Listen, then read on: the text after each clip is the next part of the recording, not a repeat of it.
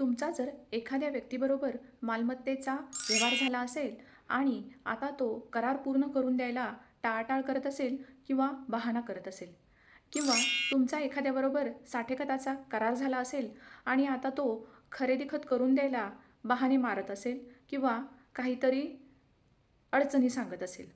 तर हा व्हिडिओ तुमच्यासाठी. मालमत्तेचा करार करताना विक्रेत्याने असे दाखवले की त्या मालमत्तेचा ताबा, टायटल, हक्क माझ्याकडेच आहे आणि नंतर तोच व्यक्ती कोर्टात जाऊन असं म्हणू शकत नाही की माझं टायटल चुकीचं आहे किंवा मालमत्ता माझ्या नावावर नाही. सन्माननीय आंध्र प्रदेश हायकोर्ट यांचे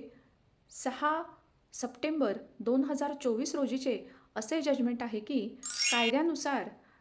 स्वतःच्या चुकींच्या किंवा टायटलच्या त्रुटींचा बहाणा करून स्पेसिफिक परफॉर्मन्स टाळण्याची परवानगी विक्रेत्याला नाही.